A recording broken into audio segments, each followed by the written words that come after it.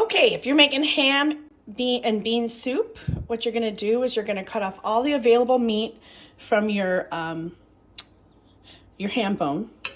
You're gonna put it in a pot with just plain water. This has been boiling on a slow simmer for about 5 hours. So at this point, what I'm ready to do is I'm ready to spoon this out of here. You want to retain all of your broth. If you refrigerate this overnight, you'll be able to separate all of the fat and be able to just scoop that off and remove it. I'm actually going to make my soup fresh, so I won't be able to do that this time.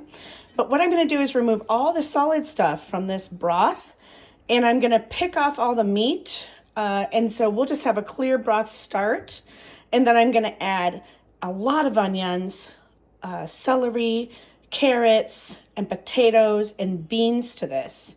Now, I don't always add potatoes, but I'm going to add potatoes today.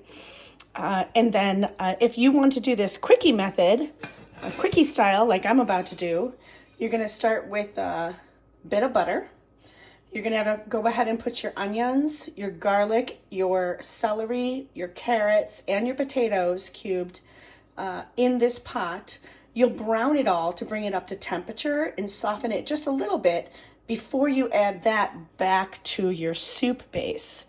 So that's a kind of a real quick dinner tip, and I hope it helps you guys. Any potatoes that I add in here will be a very small amount of potatoes, and they'll be diced up very small. So then I'm going to add in canned beans. Now, if you have time the night before and you're doing this in the 2-day method, you can go ahead and put this in the fridge and separate it when it's nice and cool. Like I said, scoop off that fat from the top, and then you can soak dried beans overnight and make your beans for about 10 cents. It's going to cost me about $5 because I'm buying my beans already softened in the can. All right, when you put this all together, it's going to be delicious. I'll show you what that looks like.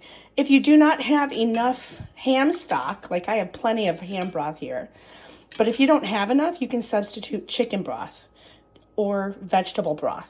Do not substitute beef broth. That's not a good match. Okay, it's going to be delicious. It's going to be healthy, and it's going to be really nice and warm in the belly. I'll tune back into you when I'm closer to finished to show you what that looks like.